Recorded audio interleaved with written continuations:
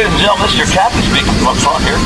Y'all just sit on back and relax. You can be my wingman anytime. There's someone on the wing. Something. We're winging it, Jerry.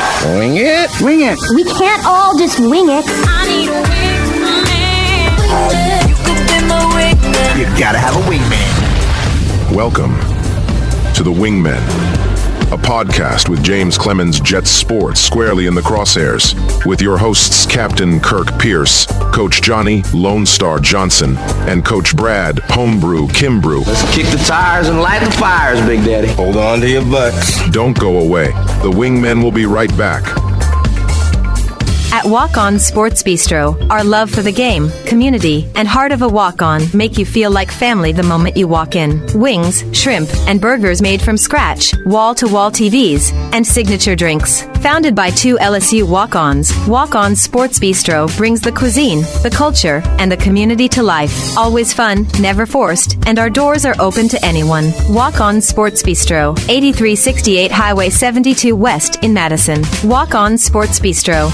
If you're looking to make your business stand out, save yourself some time and make Apparel Lab in Madison your first call. Apparel Lab will help you grow your brand with custom t-shirts and hoodies using their unique direct-to-garment printing. Laser engraving can put your design on mugs and tumblers. Plus, they can help with custom-designed hats, stickers, banners, signs, decals, and much more. Apparel Lab. Call 344-4656 or visit them online at apparellab.inc and on Facebook and Instagram. Located in the Madison Mall Shopping Center on Old Madison Pike. Apparel Lab. Are pests invading your home or business? Mosquitoes embedded on your property?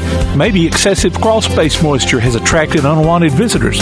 Then call RedHawk Pest Control, offering residential and commercial pest control, mosquito and brown recluse management, stinging insect control, foundation vents, and many other services to North Alabama and Southern Tennessee.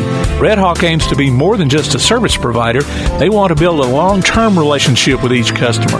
Call RedHawk Pest Control at 256-975-8817.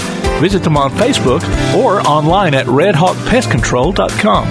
Whether you're an experienced golfer or a total beginner, Madison Golf Center has the largest, most up-to-date practice range in North Alabama, including a complete teaching center with the best and most experienced instructional staff available at your convenience. Madison Golf Center features the most complete driving range facility around, with a large grass tee area allowing for 100 hitting stations a day with a 14-day rotation. Open every day year-round and located at 401 Lime Quarry Road, between Waltrina and Hughes Road. Madison Golf Center. You can't spell Wingmen without the letters W-I-N, and the Wingmen podcast has plenty of ways to win. If you've seen one of our snazzy t-shirts floating around, you can enter to win one for yourself. Go to jcwingmen.net and fill out the form. Then listen as we announce the winner of a t-shirt from Apparel Lab during each show. You can also click on the Wingmen Wear tab and see the shirts we give away, along with long-sleeve tees and hoodies that are only available through the website. All profits go to the Jets All-In campaign. Check out the Wingmen Wear today from Apparel Lab and the Wingmen podcast. You're flying with the Wingmen on PAS Plus. What's up, Jet Nation? This is Kirk, the captain.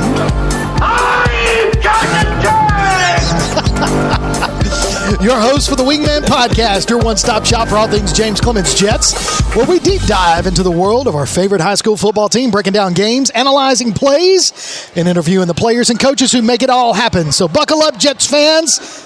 It's game time. Joining me, as always, right here on Highway 72 in Madison at Walk-On Sports Bistreaux, none other than our head coach for James Clemens Baseball, Johnny Lone Star Johnson. I've been looking for you, Lone Star. Head coach for James Clemens Softball, Brad Homebrew Kimbrew. My homebrew sneaks up on you. Producer extraordinaire, Tim Oz Lambert. I am Oz, the great and powerful. And last but definitely not least, our chief statistician, none other than Carson Stone Cold Stretch Austin.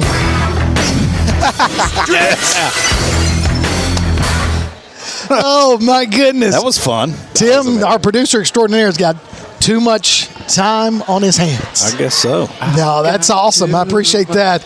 Welcome aboard, everybody. We are at Walk-On Sports Bistreaux right here on Highway 72 in Madison for another edition of the Wingman podcast, where we break it all down for you guys. Johnny, you missed it Friday night. I know why. Oh, I didn't miss it totally. I was tuned in. What was you tuning into? I was tuning into NFHS and listening to you guys. Really? So I got to watch and listen.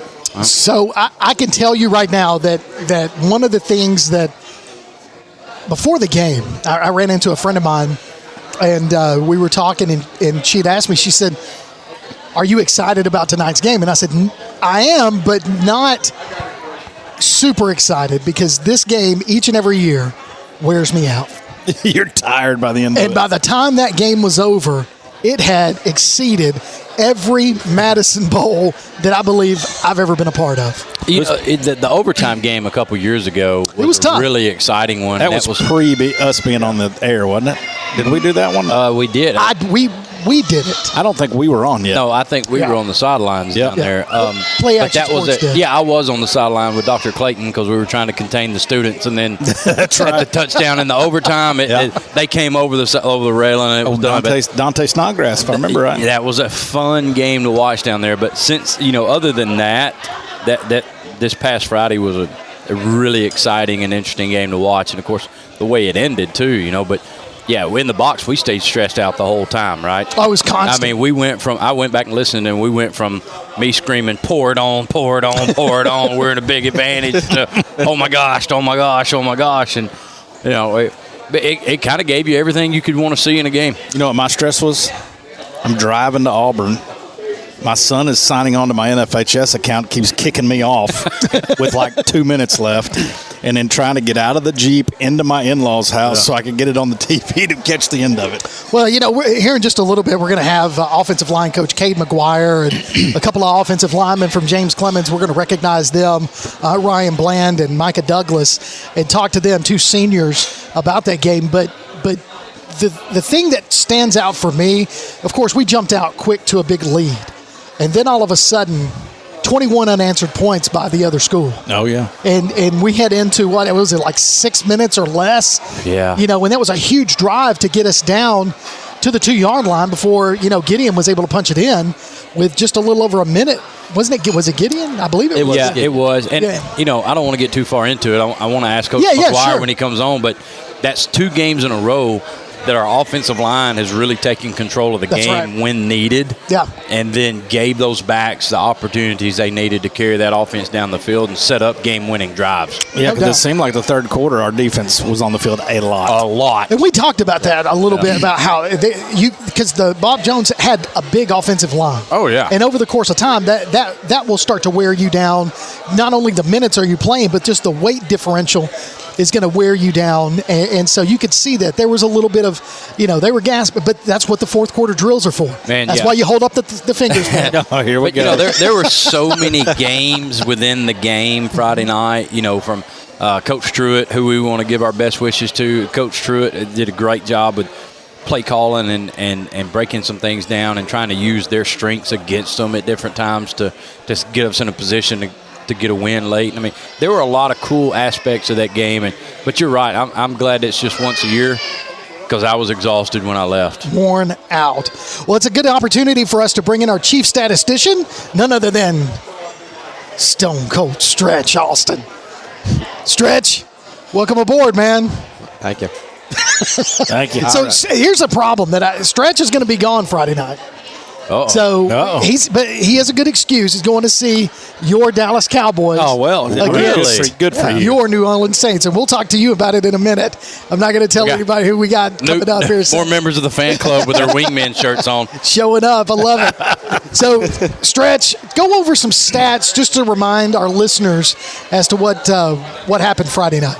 All right, first we'll start off with the starting QB, Jacoby Gill. 8 of 13 passing for 147 pass yards, a touchdown, and an interception. On the running back side, MJ Gideon, 13 carries, 114 yards, and 3 rushing touchdowns. Cam Berry also with 11 carries for 67 yards and a touchdown. On the receiving end, AJ Little with a 70-yard catch. Ty Doty with 5 catches and 5 carries for 44 yards receiving and 26 yards rushing. Alex Lively with 2 catches for 42 yards and a touchdown. Going over to the defensive side, Bryson Dowdell with 2 tackles, a pass breakup, a tackle for loss, and both field goal blocks, both one in the first half, one in the second half to ice the game. Miles Taylor with 4 tackles and an interception. Hayes Harrison, 5 tackles, a pass breakup, and forced fumble.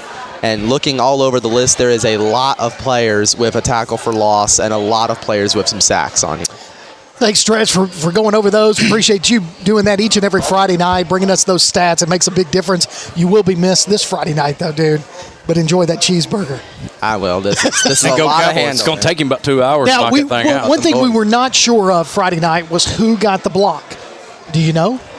Was it Dowdell? He got the first one. He got the first one? Yep. And he got the second one. Yep. So Dowdell, huge blocks. Is it Bryce or Bryson? It's Bryson, of course. Bryson. That's what I thought. Bryson Dowdell. Bryson Dowdell. So, dude's been playing well all around. So all over the place. Yeah. So what we want to do right now is we're in the takeoff mode of our first segment here at Walk On Sports Bistro, is take an opportunity to recognize our sponsors, those who kind of let us come in here, eat on a Tuesday night, every night at 7 o'clock, and bring us. We kind of take over this corner of the place. Yeah. And well, they host us. They do. They host us. And the hospitality is amazing. It's amazing. And we talked last week to one of the kitchen managers here at Walk Ons, and they were able. You can hear how excited our fans are right now. Absolutely. They're creating chaos over there. Creating chaos. And everywhere they go. We talked about all the different foods. We had he went through all of the different entrees. Oh, yeah. He set us up. If he had to choose, and I want to keep that going. I want to know from this guy what he would pick. Well, we're fixing to find out. All right. Because this is the executive kitchen manager, Carlos, and I'm going to try my best, man. I'm going to do it. I'm going to give it a shot. Read it. You ready? I'm ready. Carlos Mladenoff. There we go. Was that right? That's why you're the captain. That's why you're the captain. Carlos, man, welcome aboard. Thanks for being and thanks for joining us tonight. And man, I got to tell you, we're big fans of the art of executive chef, executive kitchen manager at Walk-Ons. Well, I certainly appreciate that. You know, everything we do here, you know, is a scratch kitchen, you know, and none of it could be done without the stellar team, the stellar kitchen managers we have back there, and just executing at a high level at all times. You know, we treat everything like it's a fourth quarter. Boom. You know, every plate that goes out has to be perfect. Everything has to be, you know, picture perfect presentation. And, you know, we just want to make sure that not only do you enjoy the service, but, you know, at the end of the day, we're in the food business. And we want to make sure that we get that right 100% of the time.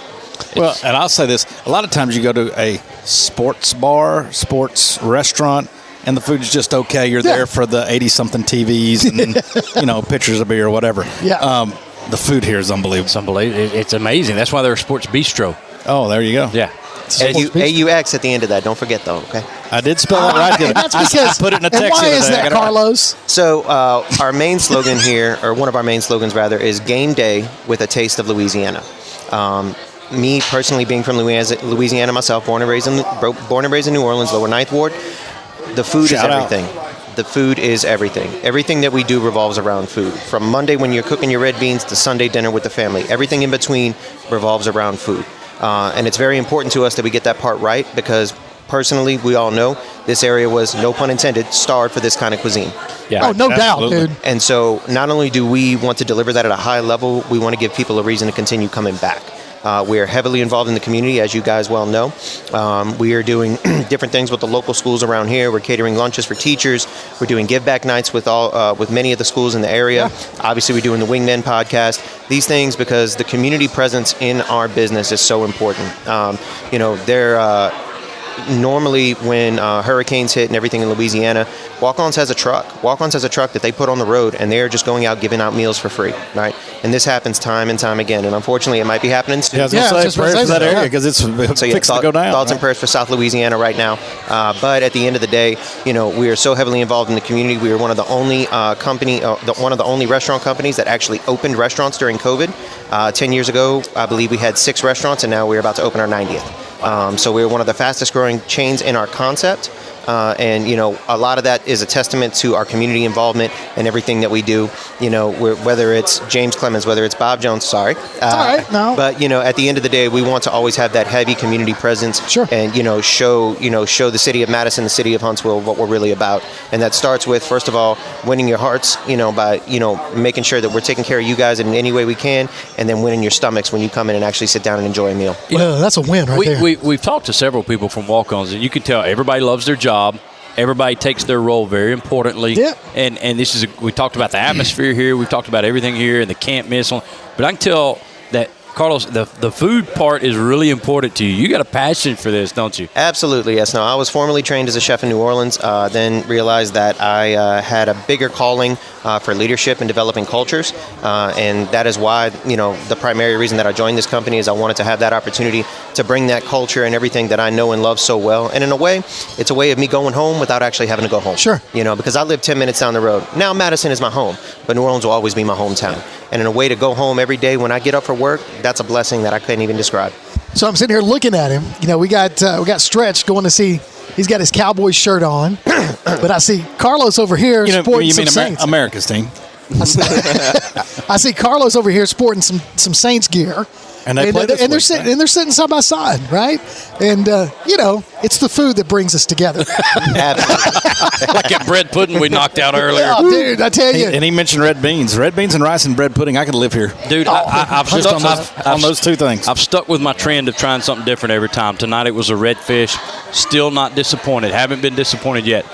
But if people were coming in walk-ons for the first time, what would you suggest? Appetizer, entree, dessert. Yeah, one of each. You got to get one of each. What's Carlos's menu? If somebody walked in and met you and said, "What do we have here?" All right. So the first thing, and I'm probably going to throw a little curveball at y'all because our menu is actually 25% Louisiana-based Cajun, and then we are the rest just our standard fare. Sure, right? sure. So the first thing that I'm going to say is our boneless wings. And everybody asks me why boneless wings. Really?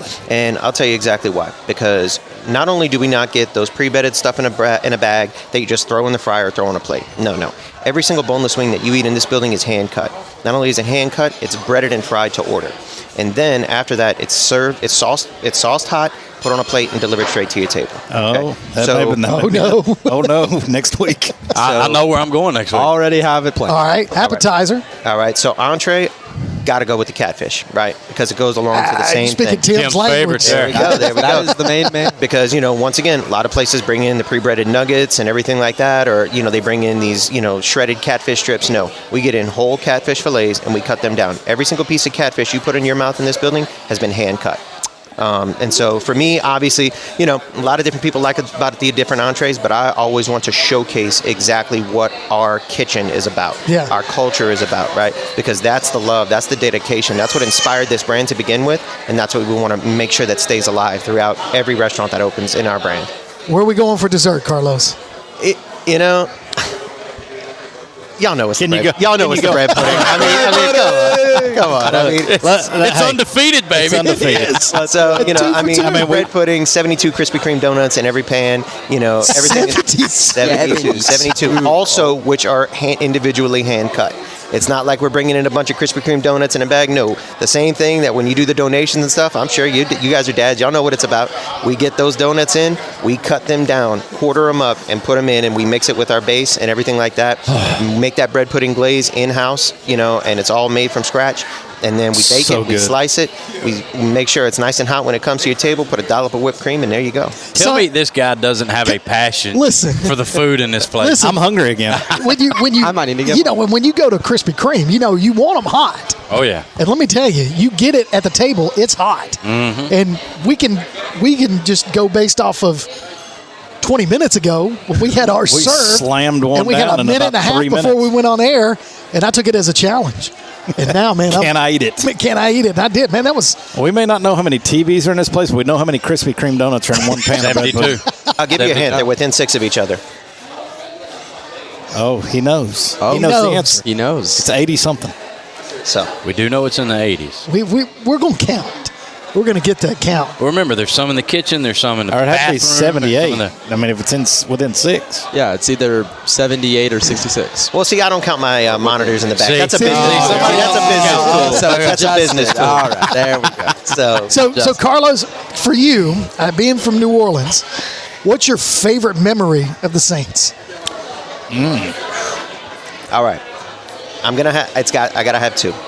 Okay, that's good. So Playoffs? number one was the Tracy Porter interception in Super Bowl 30. There you go. Okay, because I remember because I was sitting at the house with my dad watching a game back when we had the 32-inch big old TV. TV. And I just remember Dad, who has been watching the Saints since he was 5 years old when they were on it, and I just remember him looking at me and said, "We just won the Super Bowl," and that is a defining moment for me. Now, second to that, but not not far behind, was our return game against the Falcons in 2006 after Hurricane Katrina. Green Day's playing, and it was a culmination of everything. And honestly, a top three, actually not necessarily a Saints moment, but when we actually did win the Super Bowl and the Super Bowl parade that was there, and I actually had to walk 2 miles to meet my parents where they were downtown to watch the parade. There were over 3 million people in downtown New Orleans for that parade. Awesome. And it was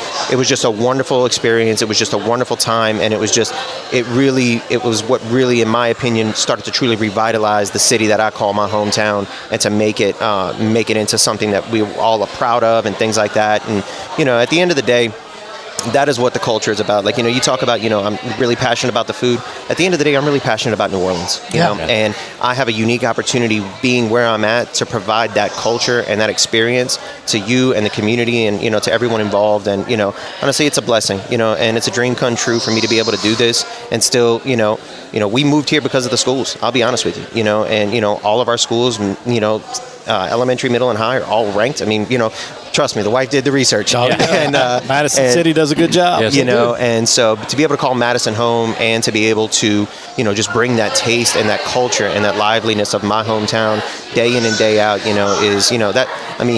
that's what you want to do, because then you go to work and it's not a job, That's right. And so, to be a part of that and to be a part of things like this, just sharing that with the community is really awesome. Well, speaking on our behalf and probably everybody that's walked in this door, we appreciate you sharing that New Orleans culture with us, because I'm sitting here trying to figure out how I can get him on staff, as passionate as he is. And I mean, if you think about it, the people we've talked to have been so, and you brought it up last week, they've been so coach-like, and I love the atmosphere. I'm serious. If this teaching thing don't work out, I know where I'm applying. Well, Carlos, that takes us to a segment that we have with each of our walk-on guests, and it is time for our AI-generated top 5 list. And keep this in mind, AI thinks it has jokes. So tonight, the top 5 reasons, and this kind of plays with the theme of tonight's show, top 5 reasons offensive linemen are the most important football players on the field. Now you're talking my language. There we go. All right. All right, here we go. Top 5 reasons. Number 5. Read the top 5. They're the only players who can legally hold someone else while everyone else is dodging penalties. Offensive linemen can get away with it, within reason, of course. That's number 5. All right. Number 4. Number 4. They're the only players who can legally wear a towel on their rear ends. It's not just for style, it's for wiping away the sweat from their hard work. Number 3. Number 3. They're the only players who can legally push a grown man backwards. It's a skill that's both impressive and essential for protecting the quarterback. There you go. See, there you go. All right. Number 2. They're the only players who can legally make a defender cry. A well-placed block can send even the toughest defender to tears. Well placed. You catch the right place. And the number 1 reason. Number 1. They're the only players who can legally make a coach smile. A good offensive line means a happy coach, and a happy coach means a winning team. That's our top 5 reasons. Offensive linemen are the most important players on the football field. Carlos, man, we appreciate you. We look forward to coming back each and every week right here on Walk On Sports Bistreaux and the Wingman. Man, we appreciate everything you do, dude. Thank you so much. I really appreciate it. You guys keep doing your thing, and obviously it's a wonderful experience to have you guys here in my restaurant and talking about it. I love all the compliments on the food, and can't wait to see you guys next week. Keep it going, man. Appreciate you. Hey, listen, we're going to take a break. When we come back, we're going to talk to some offensive linemen, guys. Looking forward to that. Hey, you're flying high with the Wingman on PAS Plus. Go to your Amazon Echo device and say, Alexa, open PAS Plus, and hear the Wingmen along with coverage of James Clemens football in crystal clear quality all season long. The Wingmen will be back after this.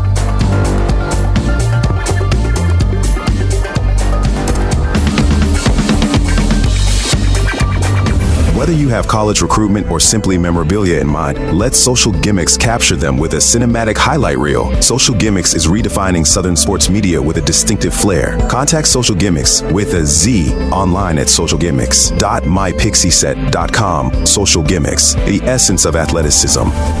At Walk-On Sports Bistreaux, our love for the game, community, and heart of a walk-on make you feel like family the moment you walk in. Wings, shrimp, and burgers made from scratch, wall-to-wall TVs, and signature drinks. Founded by 2 LSU walk-ons, Walk-On Sports Bistreaux brings the cuisine, the culture, and the community to life. Always fun, never forced, and our doors are open to anyone. Walk-On Sports Bistreaux, 8368 Highway 72 West in Madison. Walk-On Sports Bistreaux. Local sports are brought to you in part by Limestone County Commission Chairman Colin Daly. Visit the County Commission page at limestonecounty-al.gov to keep up with what's going on in the county and find out what ranks us in the top 5% in the state. You can also call Colin at 256-233-6400 or on his cell phone at 256-800-4544. One of the worst feelings you can have is that of being stranded. Well, BT's Towing, Tire, and Truck Repair makes that a thing of the past, with 24/7 towing services and roadside assistance in the northern Alabama and southern Tennessee areas. But that's not all. They also offer truck and trailer repair, mobile welding, brake service and repair, new and used tires, and other major and minor repairs. Their name says it all. BT's Towing, Tire, and Truck Repair. For 24/7 response, call 497-8234. That's 497-8234. BT's Towing, Tire, and Truck Repair. You can't spell Wingmen without the letters W-I-N, and the Wingmen podcast has plenty of ways to win. Here's one. The RedHawk Top Flight Award. Nominate a student, teacher, administrator, or anyone from the James Clemens family for a job well done. We'll give away a gift card from Walk-On Sports Bistreaux on each show, and at the end of the football season, we'll draw from those names for a year of service from RedHawk Pest Control, the RedHawk Top Flight Award. Get your entries in today at jcwingmen.net. From RedHawk Pest Control, Walk-On Sports Bistreaux, and the Wingmen podcast. Now, more of the Wingmen on PAS Plus. Welcome back to the Wingmen podcast right here at Walk-On Sports Bistreaux on Highway 72 in Madison. You got Kirk Pierce, Coach Johnny Johnson, Greg Kimbrew, Tim Lambert, our executive producer extraordinaire, and our chief statistician, Carson Austin, otherwise known as Stretch. And guys, this is our second segment, what we've referred to as the takeoff. And actually, no, this is our cruising altitude. We've already taken off. I know, man. It's this whole thing. You know, pilots aren't the best nowadays. You're going to freak people out if we take it off twice. I know, I'm sorry. So, guys, what we have here tonight is a special opportunity to talk to some guys, like I said, playing in the theme of why the offensive linemen are the most important players on the football field. That was our top 5 guys. Y'all can read through our top 5. Those are AI-generated reasons.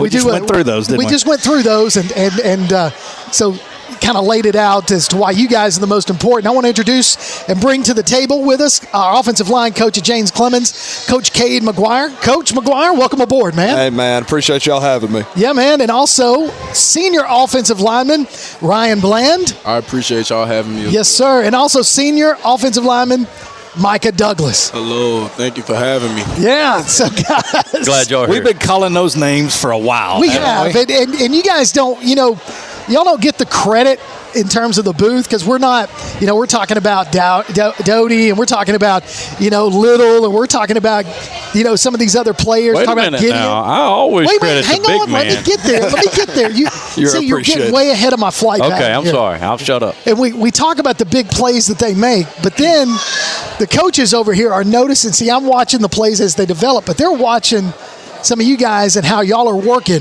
The big nasties. So Coach Kimbrew, he throws out some props to the offensive line. I was always told in high school, watch your position, right? Right. That's what I'm doing.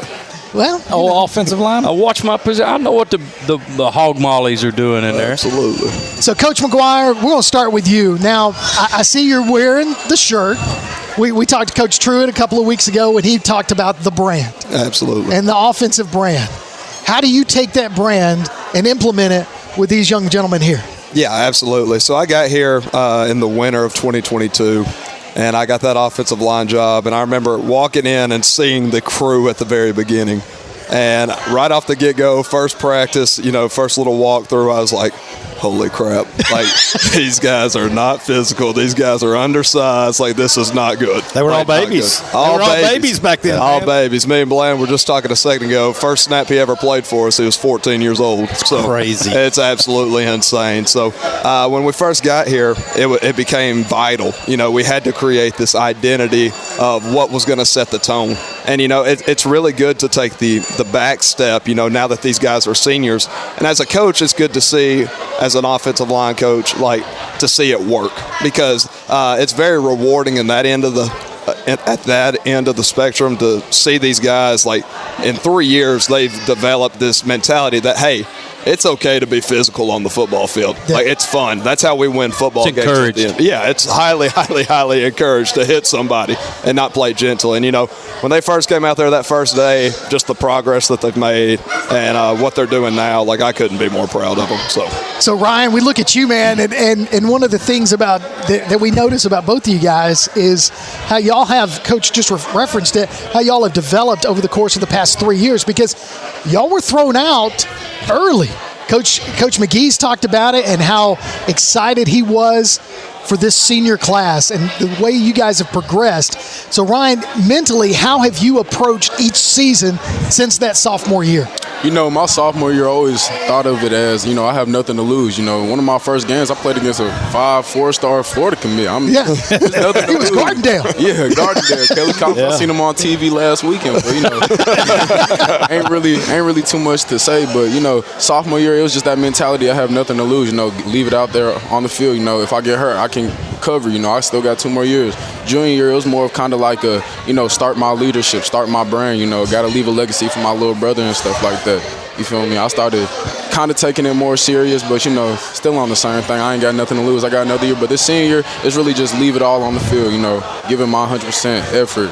And we see it each and every week, don't we, guys? Oh, absolutely. 100%. And it's funny because I joked about calling you guys names since you were sophomores. That was the theme of that year. That was a tough year for everybody, right? Yeah. I mean, you were young all across the offense, not just the offensive line. And behind the center. And I don't know how many times that year we talked, and behind the center. I don't know how many times we talked that year about, could the young offensive line hold up? Would they get better as the year went on? And to watch, like Coach said, the progress to now, that's the anchor of what's going on so far this year is you guys. It's been really fun to watch you guys, man, and to see you guys grow from babies. No head coach wants to run sophomores and freshmen out on the field. I'm just going to at any level, especially in 7A football. No. But you guys have took on that challenge and have really grown. It's been a fun process. Well, not just progress. I mean, you see maturity too. Oh, sure. Right, and I'm sure you see it in practice.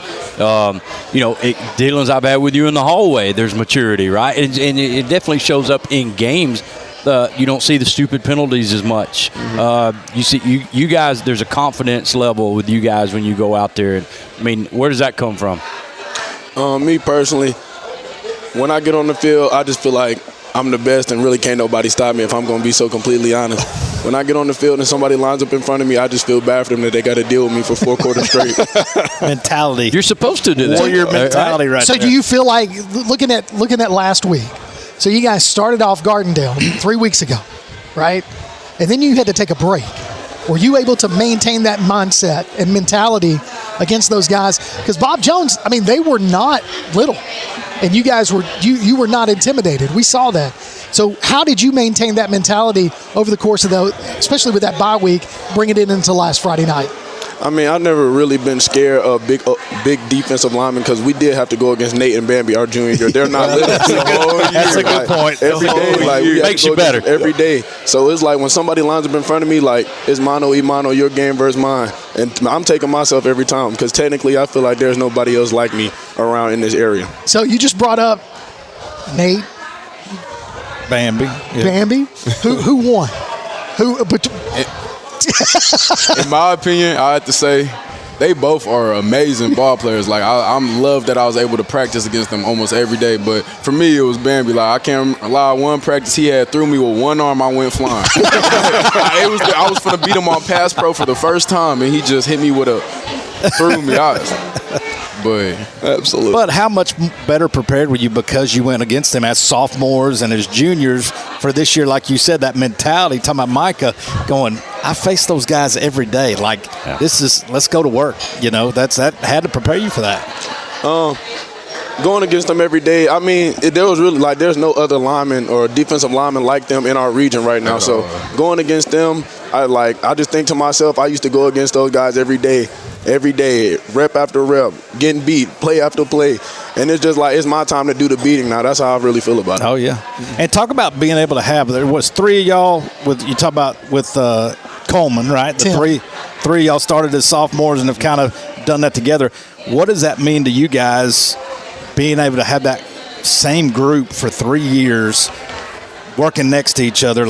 Is it easier now to communicate and know what's going on and to feel for where I'm supposed to be? I mean, that had to be an advantage for you guys. Of course, it's a lot more easier. I mean, it's really a brotherhood between us all, not even just Tim, me, and Micah. Malachi's my brother, Derek's my brother, and Malachi, he's been starting since a freshman. He gonna be a dog, honestly. But I'll say it's very easy to communicate. If one person doesn't know the play, it's real simple for him to just tap over and, I'm going to know the play, Tim go know the play, Micah go know the play. Yeah. So Coach McGuire, asking you guys, so going into the fourth quarter Friday night. Yes. We go into the end of the second quarter, and all of a sudden Bob Jones reels off 21 points, unanswered. Yeah. As a coach, what was your message to these guys going in, knowing that last drive was crucial? This senior group, it's really dear and special to me because like we've talked about, these guys to me, they're my babies. When I came in, it's kind of like Coach McGee's seen them all the way through. They're the ones that I've seen all the way through in my coaching career. So they're my guys. And so the whole entire time when Bob Jones went up at the end, I was sitting there and we were underneath the tent. These guys can tell you, I was telling the tight ends, I was telling the running backs, I was telling the O-line. I just kept looking at them. I said, man, senior year, what a heck of a story this is going to be. I never lost confidence. I was like, this is going to be a heck of a story. And, the last play of the game, we run wide zone and a tackle overset, and it creases. And, I'll be honest with you, I started tearing up because it was just so emotional for me at that point because I was just like, man, it is a heck of a story, guys. It's just a heck of a story. And so it was really unique and really special for sure. I want to know, so Hayes Harrison won our player of the game last Friday. He was all over the field. We could hear pads popping in the press box. He was bringing it. After their last stop and the defense comes off the field, we saw him go over to you guys right before the offense took the field.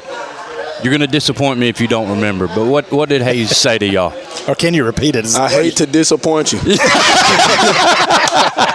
Because me personally, when I got on the field, I look coach in his face. And when I get in that mode, I just be like, I tell him to trust me. When I say trust me, it's time to run the ball behind me because I'm going to get us in the end zone. I might not be able to run the ball, but give it to somebody who can run it behind me, and I'm going to get us there. I get it, and I was afraid of that. But okay. All weekend I thought, man, Hayes went down there and tried to fire that offensive line up. Before the last drive. Right before their last drive. Y'all were already fired up. They didn't need to be fired up, but I wanted to know what he said. This is 2 games now where we've put our offense on the back of the offensive line late in the game to go get us a score. What feeling does that give that your offensive coordinator and your coaches have that much confidence in you, and that your backs have that much confidence in you? I'm really just I get excited when it gets like that because then I know it's time to really grind and it's time to get head down and get in somebody's chest and just really drive the football. Well, it's got to be fun having those 2 backs. Not only we know what Cam has done. He runs as hard as anybody I've watched run the football. But then to have MJ, young back, come in, and he's a little bit electric. Being a big offensive lineman, it's got to be fun knowing those guys are going to make you look good, too. When that hole opens, they're going to be there and take advantage of it. So I would think having those 2 guys behind you is a little bit of fun this year. Yes, sir. I can most definitely say the same. I love to get my butt pinned, and I just see I turn around, he running right there. I'm right behind him, too, though. I can't lie. Always looking to pick up some extra work. That's right. So you're saying he can outrun you? Yeah, but I'll be about 5 yards behind him. I'll get to the end zone for the celebration. He's trying to punish somebody downfield. Yeah. So Coach McGuire, one of the things we just heard Ryan say is that if the guys up there, they don't know the play, they can look to either one of these 2 as leaderships or Tim. that's got to be a confidence booster for you as well. Yeah, it's just it's like they said, it's been 3 years of just rehearsal and rehearsal and rehearsal, and it's the second year in this offense. So what I told those guys at the beginning of this year is I told them at the end of this thing, I should be able to hand you this expo marker, and you should tell me exactly what we do and how we do it. And I have full confidence they can do it. And it's just having an idea and this mindset that, okay, this is our system. This is what we believe in. I'm going to get down in my stance. I'm going to rep it. We're going to get it fixed. If somebody don't know what the crap's going on, we're going to get it fixed. If somebody messes up, head down, play the next play. And that's what they do. I mean, it's what they do time and time again. Were we perfect the other night? By all means, no. But they played a heck of a game the other night. I'm not going to hype them up too much because that head will go that way. All right, and they'll get airhead and everything else. But I was very proud to see what they did. And I think the other night it's just a testament to all the effort and the work and the extra film and the extra communication and the time on the whiteboard and everything they've done for each other and themselves the past couple of years. And to win that way, it's like I said, what a heck of a story that'll be. So Micah, got a question for you. You don't have to go into too much detail. But if you were to call a play, if you were offensive coordinator, for one, you don't have to say the signals or anything, but what's the one play, if they could call it for you, what would it be? I'm gonna have to go back to last year. I got to run it back with that with the pirate special. That's what I'm gonna have to run it back with because I need that one back. Tackle screen. I need it back. I need it back. That gets him in the open field, baby. I need it back. Yeah. We're going to talk about what happened last time we ran that. Okay, since he want to do that, we'll go there. So was it third down inside the 5? It was. I think it was. We've already talked about this. I went and I'm backpedaling. First, we ran it in practice. I done called it a million times in practice. The game come and it's like, I'm not gonna blame Tom Marsh. I love him to this day, but he did not put it in my hands. I'm running backwards, and I gotta put my foot in the ground and try to run back to the ball. But hey, I mean, I dropped it. It is what it is. We had to move on. I think we still end up scoring.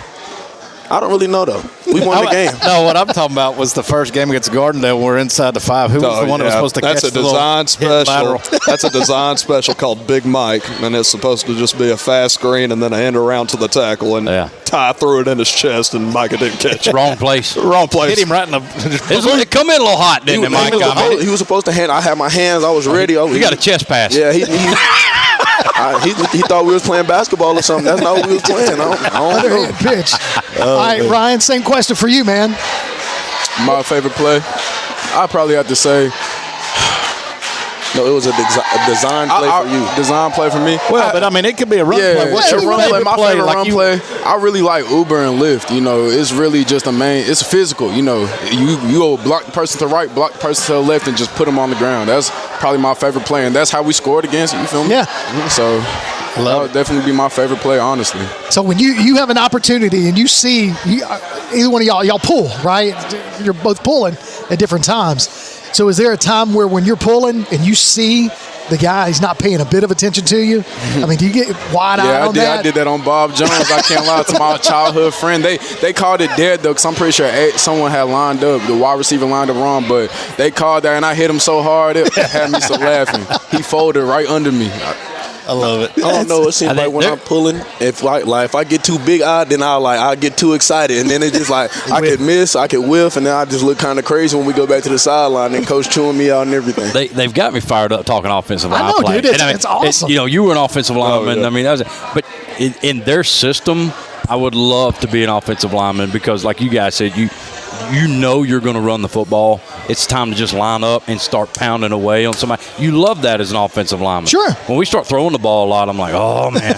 Here we go. Same. I mean, I'm fixing to get winded. I got to get my footwork right. I mean, too many things can happen like getting thrown around by a big defensive lineman. But when you're running, it's just, like Micah said, you man on man, let's go to work. So, Coach McGuire, we got a game this Friday night against Huntsville. And they're coming in a little undefeated. Mm-hmm. Not a little, they are undefeated. A little undefeated. Right. So just a little. They're feeling good about themselves after last week's win. Pregnant. We're coming off a big win against our city rivals. How do you keep everybody in check? So, message I've always told the offensive line, I've even told the other side of the offense, the skill guys and everybody else this. Main thing we always keep the mindset of is proud but never satisfied. And so we're proud of you. All right. Now, that game the other night shouldn't have been in the situation we were in the first place. The game shouldn't have been, down to the haywire like that. We should have taken care of business on the front hand, and we never would have been in that situation. Great story, great game, proud of them, all right, but definitely not satisfied. And so the whole entire progress going forward is be better than you were the week before. And so if you stay on that mission, that's where you separate the good teams from the great teams. And we tell this senior class all the time, at the end of the day, what's going to hurt you is you. That's it. Yeah. That's it. On that schedule, what's going to hurt you is you. That if we lose a game, it'll be because we beat ourselves. And so what they have to do is if they progressively get better every single week and they stay on that track of doing that, then just go play. The wins will come in that situation. Yeah. And so, we're going to put it on the shoulders of these guys like we always do. We're going to run behind these guys up front. We're going to trust our backs in the backfield, trust the play actions, and trust all the deep shots that we can throw, and do what we do. Sure. We don't. If it ain't broke, don't fix it. And that's what I always say. So proud of these guys. Huntsville, hats off to them. I think they're a good team on defense. I think their box play is really, really good. Number 8 is definitely a really good ball player. So we're excited for the challenge, and we'll see what these guys got up front. They ain't seen the Jets though yet. At all. That's right. At all. Homecoming W. So that's another thing. I mean, it's homecoming. And how do you guys as players? So, I mean, as soon as you put the helmet on, that's just noise at that point for you guys? I mean, well, I don't want to sound like, I don't have any school spirit, but it's just like that homecoming stuff and like all the stuff that goes on during the week. I've never really been too interested. Like when it comes to football, I'd just be ready to play. Just let me play. If they wanted us to play, leave right here from today and go to the stadium and play, I would be ready to play. Amen. That other stuff's for after the game. Coach McGuire's smiling really big on that. He loves it. He loves it. Tell him. I love it. I love it. I love it. I love it. So, Ryan, for you, man. So, senior leadership, you've already mentioned it. Both of you guys, senior leadership. How is the rest of how are you guys going to keep that main focus for the remaining games in the season? Or are you just game by game? How are you guys going to approach it? I really take it like week by week, like Coach McGuire said earlier, get better every day, work at least, give it all you got. Like, even if you're not going out there and performing at the best you can, as long as you're giving that effort, that's all that matters at the end of the day because you're getting better. It's not easy to wake up every day, 6 o'clock in the morning, go work out, go lift, and then go to school. It's not easy. For people with jobs, it's really not easy, but it's all about a mentality thing. You got to be a dog. You got to be one. You got to have that one. You can't just do it just because you're being told to, Got to go out there and do it. Got to put in that work. For real. Micah? To piggyback off what Ryan said, yeah, it is kind of like a week-by-week thing. I really don't look too far into the future. I just like to take it game by game and win game by game. So if we ended up losing this week, it's not going to happen. But if it was, then we would have to worry about next week. But I can't worry about next week, and we still have a game this week. That's how I think about it. So you guys are in region play. That's a big deal. You're 1-0 in region, and so ultimately the first goal, win the region. Yep. And that sets up for, the next steps. But we got to game by game, right, guys? Coach? Game by game. Game by game. Game by game. Day by day, week by week. So, final question. What'd y'all have for dinner tonight at Walk-Ons? Honestly, I forgot the name, but I think it was like a Louisiana something, but I had catfish. You had some platter?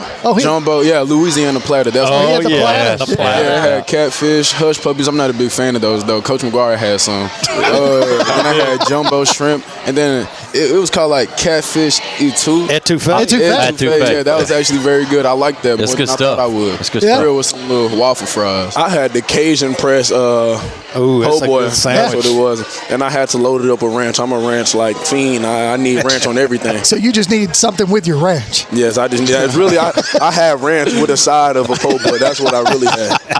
Coach McGuire, you just ate their hush puppies? Yeah, I ate them hush puppies. I got a Cali wrap thing that I got on Saturday. Me and my fiance came here Saturday, and I got the same thing because it was so daggum good. I wasn't going to go there, but yeah, Coach McGuire's engaged. Oh, yeah. Yeah, something like that. Yeah, I wasn't going to go there. Peace. It's about time. Yeah, thanks, Mike. Appreciate you.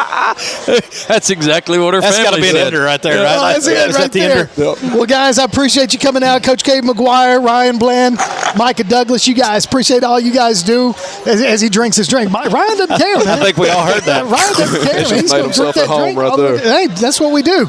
Well, we appreciate y'all. Best of luck this Friday night. We're going to be up in the booth and calling your numbers and giving you praise because you guys continue to do what you do. Y'all work and put it out there, man. Yes, sir. Thank you for having me. All right, appreciate you guys, and we'll take a break. When we come back, we'll talk some more Jets football. You're flying high with the Wingman on PAS Plus. Enter your name for Bucket and a Bite at jcwingmen.net. You could pick up a gift card from Madison Golf Center good for a large bucket of balls and lunch at the grill. We'll be back with more of the Wingmen.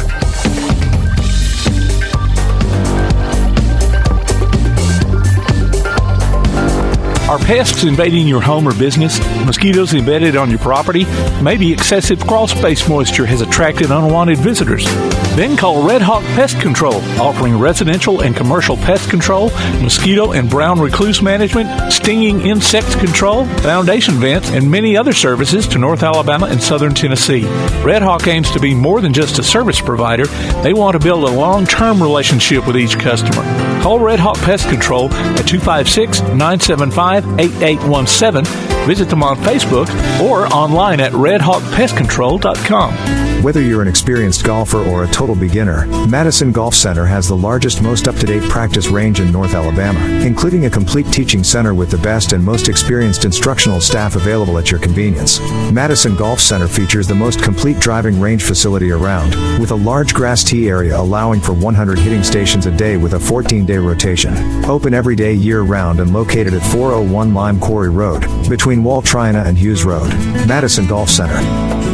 If you're looking to make your business stand out, save yourself some time and make Apparel Lab in Madison your first call. Apparel Lab will help you grow your brand with custom t-shirts and hoodies using their unique direct-to-garment printing. Laser engraving can put your design on mugs and tumblers. Plus, they can help with custom-designed hats, stickers, banners, signs, decals, and much more. Apparel Lab. Call 344-4656 or visit them online at apparellab.inc and on Facebook and Instagram. Located in the Madison Mall Shopping Center on Old Madison Pike. Apparel Lab. At Walk-On Sports Bistreaux, our love for the game, community, and heart of a walk-on make you feel like family the moment you walk in. Wings, shrimp, and burgers made from scratch, wall-to-wall TVs, and signature drinks. Founded by two LSU walk-ons, Walk-On Sports Bistreaux brings the cuisine, the culture, and the community to life. Always fun, never forced, and our doors are open to anyone. Walk-On Sports Bistreaux, 8368 Highway 72 West in Madison.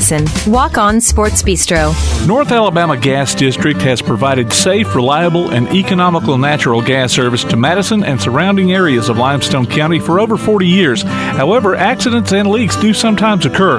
If you smell odors similar to rotten eggs or notice other possible signs of a gas leak, such as a fire or explosion, a blowing or hissing sound, or blowing dust or bubbling water, leave the area immediately, avoid ignition sources, warn others, and from a safe location, contact us immediately at 256-772-0227. And remember to call 811 before you dig. North Alabama Gas District, we take safety seriously. You can't spell Wingmen without the letters W-I-N, and the Wingmen podcast has plenty of ways to win. How about a bucket and a bite from Madison Golf Center?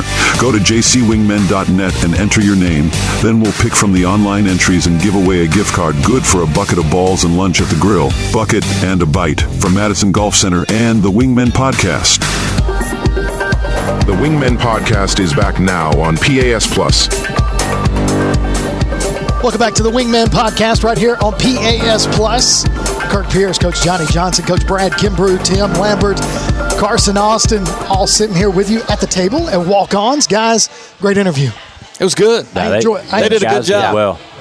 And I was fired up for them. They got me fired up. You never know what you're going to get out of the big uglies up front, and they interviewed well. So we've had three of the seniors on the offensive line come in: Tim, Ryan, and Micah, and you can tell, even talking to Coach McGuire, about how much these guys have grown over 3 years, and you can hear it in their voice. You can hear it in their confidence level. Body language. It is their body language, exactly. And Coach McGuire even saying, he was like, "Oh crap, what have I gotten myself into?"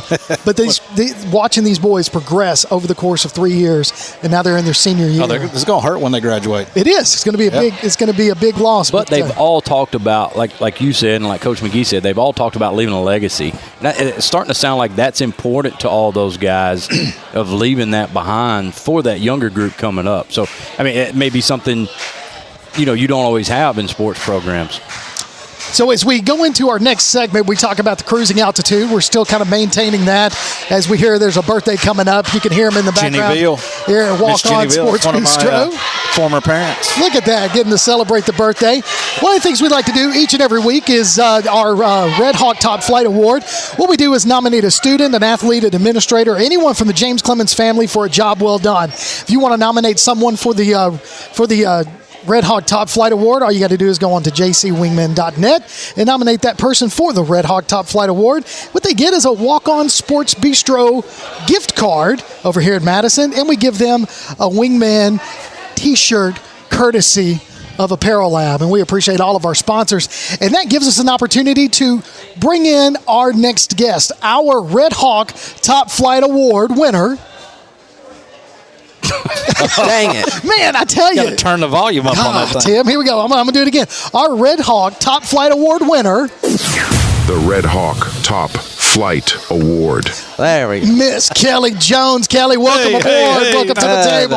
Hi, thanks for having me. Yeah, so thanks for being a part of this. So you are our Top Flight Award winner. Thank you. That's got to make you feel good. It's an honor, right? It is an honor. Yeah. So tell us a little bit about yourself. Well, I have 3. That was really open-ended. It was. No, go on. I have 3 kids at Madison City Schools. I have 2 at James Clemens. I have a senior, and I have a 9th grader, and then I also have an 8th grader. All girls. All girls, surrounded by girls. Makes you feel sorry for her husband, doesn't it? So rumor has it that you were an English teacher. I was an English teacher. We don't have to talk about where. Well, that's what I was going to say. Where? I was at Bob Jones, What? but it was sorry. before James Clemens We got to bleep existed. that out when you do this. I know. When you do the editing. But it didn't exist. Yeah, she got smart. That's true. Got her kids Okay. over here. Yeah. I knew where the good school was. Yeah. So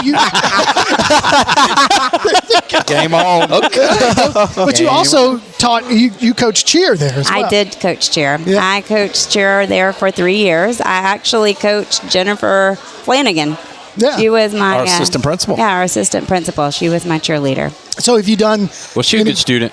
She was an excellent student. Oh, okay.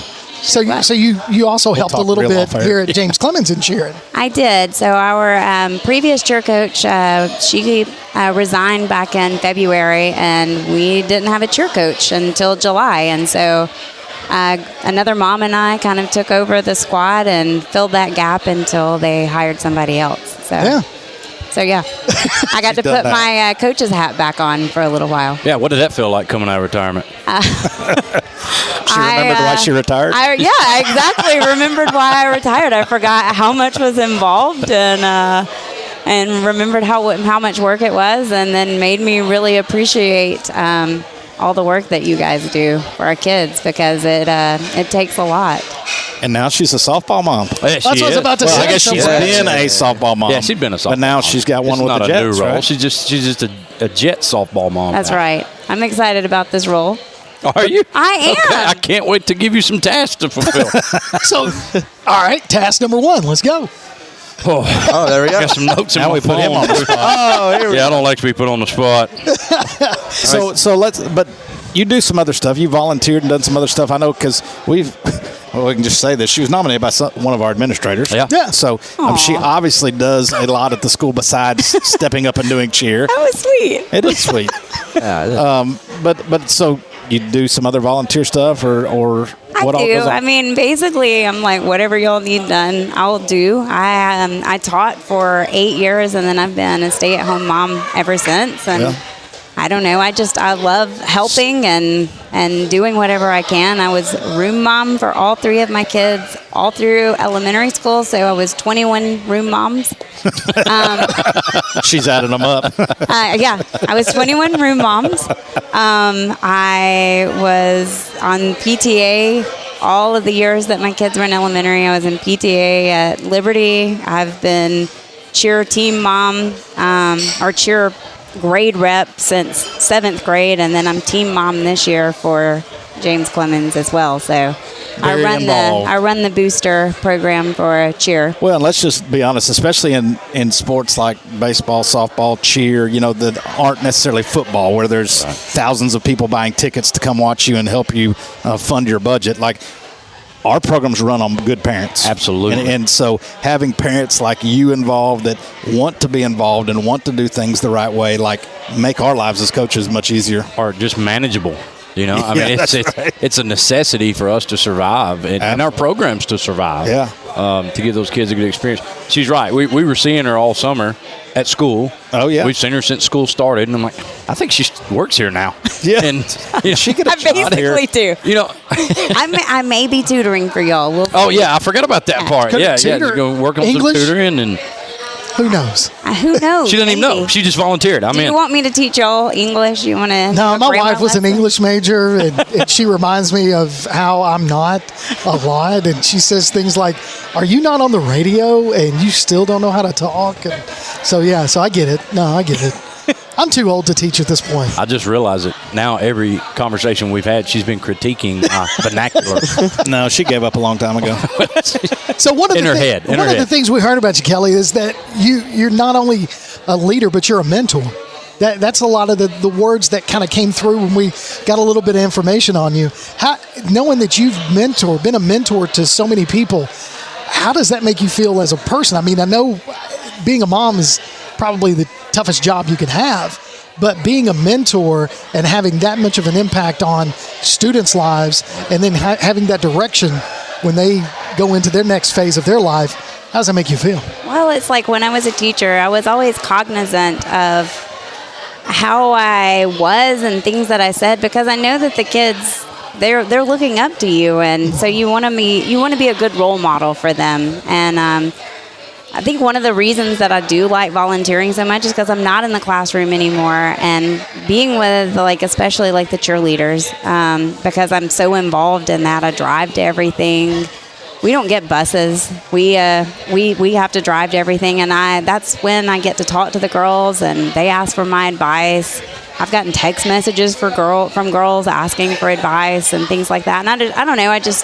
I love having that ability to have an influence on their lives and hopefully be a good influence for them. But yeah, it makes you watch what you're doing, making sure that you're like, okay, I gotta be a good role model here. So she doesn't do it for the credit either. I saw her on the first game day, hours before anybody else is at the stadium. She's on a ladder hanging banners.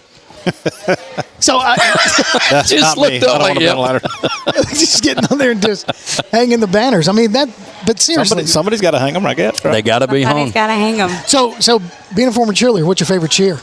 Oh gosh. Oh, it's gonna be an Alabama cheer because Roll Tide. Roll Tide. Yes. Ramma Jamma Yellowhammer. Come on. Come on. See? So disappointed. I'm sorry. So I'm just kidding. So we'll teach you Ramma Jamma in just a little bit. Yeah, I'm good. No, we'll teach it to you. I think we're fine. We can. We'll teach you stretch. No. Yeah, no, we'll take care of that. So one of the things coming into the softball year. Yeah. So Brad, I mean seriously, what are the things that you need from your volunteers for the parents that are coming out and helping? I'm kind of trying to prep Kelly for next spring. Well, we've already started, Carter. Right? We don't wait around. Have you heard of snap raise? No, just somebody like Kelly, honestly, I mean, where she was going to be most valuable is helping other parents who aren't used to being that involved, and kind of helping mentor adults as much as she's mentored young people. And there's that word, mentor. Helping them learn how to be involved and learn how to be proactive and doing things for our kids and doing things for our program. I think some parents are intimidated by that. They are. Not that they don't want to help, but they just don't know where to start. Exactly. I think that's a big problem, and parents they're waiting around for somebody to ask them or what to do. And so somebody that has as much experience as she does, I mean, she knows more about that side of it than I do, because we're worried about so many other things. So I don't know how a lot of things get handled, but somebody like this can help rally the troops, so to speak, and get organized. Well, and y'all got such a good young group of softball players coming up. It's going to be exciting to watch them and your daughter along with others. So you're going to be here a while. I hope she's now, around is a while. The younger daughter, is she athlete or she cheer? She's a dancer. So they all do different stuff. Everybody does something different. So you're all over the place. They don't make it easy. Yeah, that's right. So tell our audience a little bit about your background, where you're from originally, and all of that. Fort Payne, Alabama. I am from Fort Payne, Alabama. I don't know if you hear it in the voice or not, but yeah, I'm from Fort Payne. I actually grew up with all the kids at the group Alabama. So Fort Payne has one high school, and so we all went to the same high school.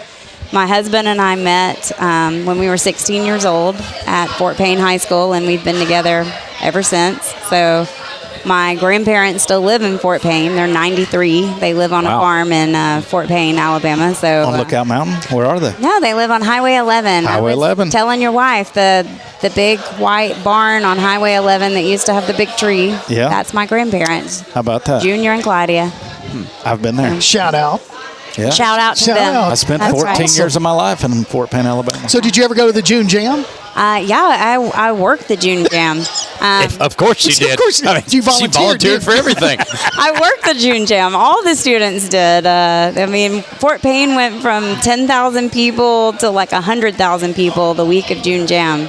And I think it was 96 that they stopped, and then now they've restarted it. But yeah, I used to sell water at the June Jam. They have not restarted it like that. Did you sell it in the June Jam, or did you sell it like on the side, making your own money for $1? No. I walked through the June Jam because you got free tickets. Went in and got free tickets. But well, and people, I think, picture June Jam as just a concert, kind of like Rock the South or whatever. But it was like softball game tournaments. And golf it was tournament. A week long. It was a solid week of just like craziness. And like helicopters landing with Garth Brooks. And I mean, it was. Okay, see, now I'm going to. I was debating on whether or not I was going to ask the question. So, what's your most memorable June Jam? Because she said Garth Brooks. You can tell on air. Yeah. Remember, she's a positive influence on young people. That's why I clarified. What's your most memorable June Jam? I don't really know. I mean, I just. Or a favorite person came in on a helicopter. Yeah, but that was like before he was really Garth Brooks, right? Yeah. I mean, So I it's don't just know. Garth. I just like, for me, the thing that I really remember is our tiny little town just being so busy and hustling and bustling. And you couldn't drive down the main street. I mean, Fort Payne is 2-lane roads. And so that was the main thing that I remember. And then like all the meet and greets and the golf tournaments. And but yeah, I was only 16 when they quit having it. So it was pretty young. So speaking of golf, who's the better golfer, your husband or your father-in-law? I'm sorry, Brian, but Sid can do it, can he? Sid is he's a really good golfer. Brian would actually agree with me on this. Brian is a good golfer. Yeah. But so which one's which? Sid's her father-in-law. He was like retired but still doing driver's ed when I coached there. Yeah. And he loves to play some golf. He loves golf. He lives on Canebrake now, and he's an exceptional golfer. I think he's I don't know a lot about golf, but I think he shot pretty consistently in the 60s. Like he's good. He's a really good golfer. That's the guy we need to be calling when we get on these scrambles. I should have done last week. We need a ringer. He's really good. Now Brian, he loves golf, but I don't think that. He spends too much time at the softball field with your daughter. I see him up there all the time. He's always there. Yeah. He's always there. Harper didn't even want to go to homecoming this weekend so she could go to a softball tournament. I was like, no, you're going to. That's the kind of girl you need. I'm telling you, I love Harper, and she's going to be great for us. She really is. She's got that mentality. She was talking earlier about, hey, whatever I'm in, I'll do it. That's the way Harper is. I mean, we can't get her to talk. But it's because she's too busy working. She's just a baby. Yeah. It's surprising. She'll figure it out. She doesn't shut up at home. She saves it for home. She saves it up for the evenings. Yeah. So who do you credit your work ethic with?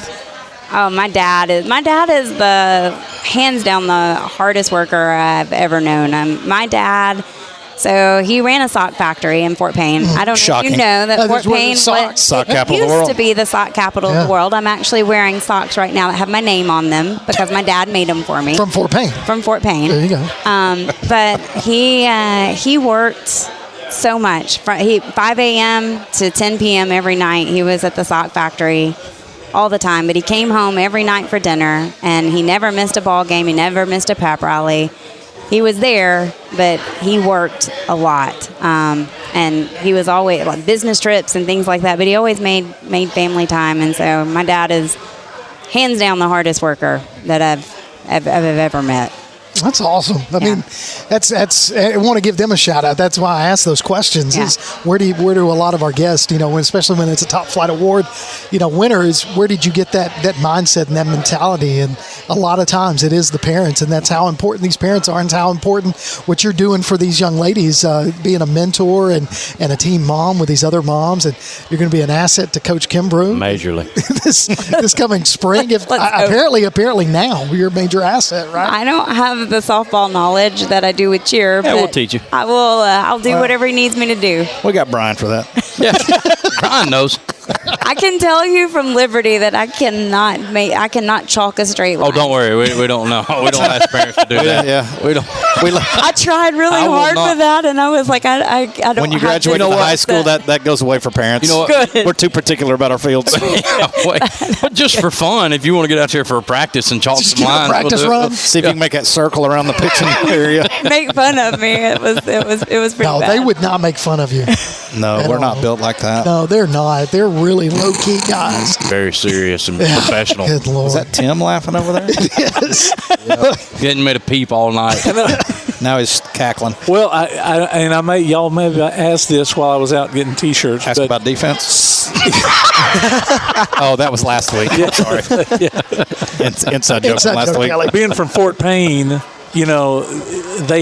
another thing they were the capital of the world was UFO sightings. That was Fife. That's up on the mountain. It scared the life out of Fife.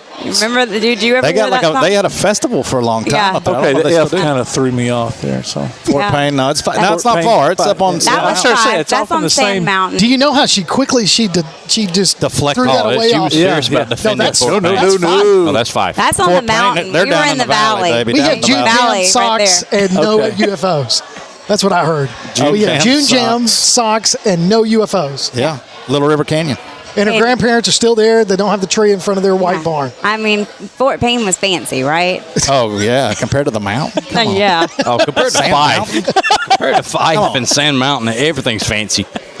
Well, Hey, it's funny though. Like seriously, Fort Payne is the big city in DeKalb County. Like me as a coach, we were 5A and then 6A. Like you had to travel forever to find games against teams your size because you had Fife and Sand Mountain and North Sand Mountain. I mean, like you had all these little bitty schools, Collinsville and Galesville and all these little bitty schools. Like our area play was like 45 minutes to 2 hours everywhere we went, And it was like our area was Gadsden, North Jackson. Yeah, Coleman, We came over here to Huntsville. I mean, for us now to play teams that are local, yeah, we're spoiled now. we're very spoiled.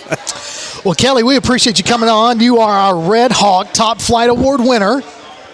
The RedHawk We're gonna Top get this. Flight Award. Show number 5, 4? Where are we at? I'm going to make everybody play this sound every time I enter a room now. The RedHawk Top Flight Award. That's it, right there. Get Tim to email it to you every time the girls When get I it. walk into the game on Friday night, I expect to hear this. I'll send it to you, and you can put it on your phone. Thank you. There you go. That'll be your The girls get in the car every time they get in the car. Just to remind you who I am. You know how sick her family is going to be of this. Did you just talk back to me? The RedHawk Top Flight Award. Kelly Jones, RedHawk Top Flight Award winner. Hey, listen, you can nominate a student, an athlete, administrator, or anyone from James Clemens' family for a job well done. All you got to do is go online to jcwingmen.net and nominate them for our weekly Top Flight Award winner. Kelly, you get a gift card from Walk On Sports Bistreaux for being our RedHawk Top Flight Award winner. Hope you enjoy the food. Did you eat tonight? I did not. I had water. I hear it's pretty good. The water was excellent. Louisiana water, It's Louisiana water. Got a little bite to it. And she also got a T-shirt from a Wingman T-shirt, courtesy of Apparel Lab. Again, Kelly, thank you for joining us tonight. Thank you for being a part of this, and congratulations on your nomination and you becoming our RedHawk Top Flight Award winner. RedHawk Top Flight Award. RedHawk, we'll get it. I'll get it. That's One a of these lot. days. That's Good a lot. Lord. The See how many- RedHawk Top Flight Award. See how many words I have to say. This is why I don't need English. Words are hard. Words are hard. All right, we're going to take a break. When we come back, we'll have some more gas right here. You're flying high with the Wingmen on PAS Plus. Nominate an athlete, student, administrator, or another member of the James Clemens family for a job well done by going to jcwingmen.net and filling out the form for the RedHawk Top Flight Award. They could win a gift card from Walk On Sports Bistreaux, and at the end of the season, we'll draw from all the recipients for a year of service from RedHawk Pest Control. The Wingmen will be back after this.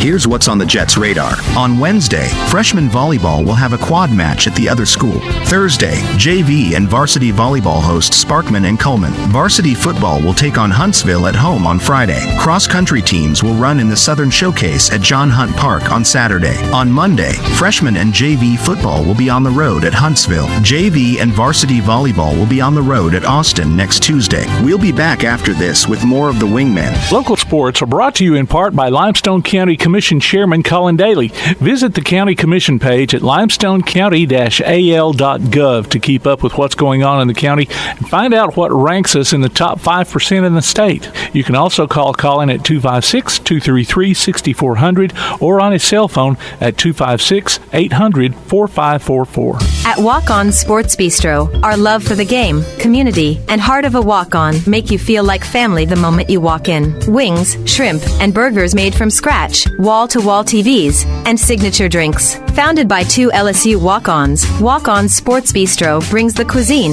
the culture, and the community to life. Always fun, never forced, and our doors are open to anyone. Walk On Sports Bistreaux, 8368 Highway 72 West in Madison. Walk On Sports Bistreaux.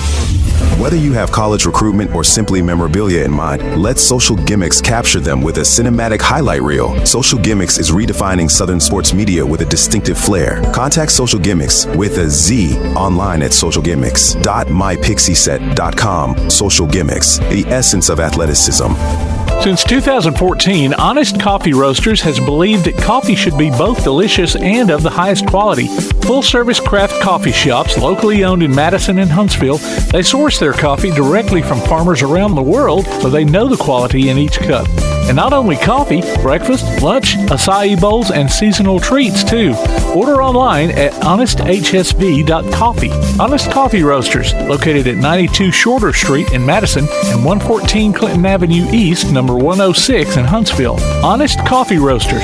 Athens Utilities comprises Athens Electric, Athens Gas, and Athens Water Services. Together, we are committed to providing reliable and affordable electricity, natural gas, and water and wastewater services. We operate as part of the City of Athens, and just like our city's motto of Athens is classic, Southern, character, we believe in supporting what makes our community special. And that includes local sports. Call 233-8750. Come by our office at 508 South Jefferson Street or look for the link online at athensal.us. Ready to show off your film IQ? Ready to show it off during James Clemens football? Maybe it sounds like trying to mix oil and water, but hey, we're just trying to have a little fun. Listen for our in-flight movie quote during James Clemens football coverage on PAS Plus. We'll slip in a line at some point during our play-by-play commentary, and if you can identify the movie that it's from, text the answer along with your name to 434-1PAS. That's 434-1727. And you could win a $10 credit from Honest Coffee Roasters in Madison. The in-flight movie quote from Honest Coffee Roasters and PAS Plus. We're back with more of the Wingmen on PAS Plus. Welcome back to the Wingman Podcast right here on PAS Plus, broadcasted live from Walk On Sports Bistreaux in Madison on Highway 72. Kirk Pierce, Johnny Johnson, Brad Kimbrough, Tim Lambert, and Carson Austin here, as always. You can go to jcwingmen.net and order your very own Wingmen wear, including T-shirts and hoodies. Profits go to the Jets All-In campaign. Guys, I got to tell you, I ordered a hoodie. Did you really? Yes. Really? I went ahead and ordered myself a hoodie. The cold weather's on its way. I know we're in kind of a false fall time right now, but I got to prepare. So I ordered myself a Wingman Did you go hoodie. Navy? I did. I went course Navy. you did. Yeah, I went Navy. It's Didn't more go like JetBlue, did you? No, because it's not offered. And He would have. I'm working it. Tim's gonna do that for me. He's gonna make that happen.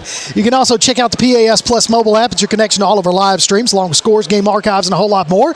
All you gotta do is go online to jcwingmen.net for the download links. Now, as we head in to our final approach, we've placed in the jump seat, if you will, ladies and gentlemen, none other than the band director at James Clemens High School, Mr. Keith Anderson. Keith, welcome aboard, man. Glad to be here. Appreciate it. So, Keith, you and I have talked a couple of times over the course of the past couple of years, and we've talked a lot of band, but we were just kind of joking off the air. You've never been interviewed by these two cats right here. Not yet, man. I'm looking forward to it. Well, not going to be tonight either.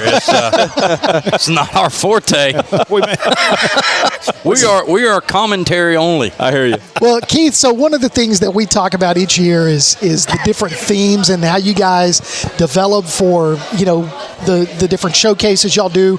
And I know that not only do we see the things on Friday nights, but y'all do so many more routines and practice and songs and everything. Now, this year, Elvis is the theme at halftime. Where'd that come from? Yeah, it's just, we were sitting around the band office one day talking about like the kind of show that we wanted to do. We wanted it to be, something fun, something upbeat, and especially with that Friday night show, you wanted to be relatable, that everybody can enjoy.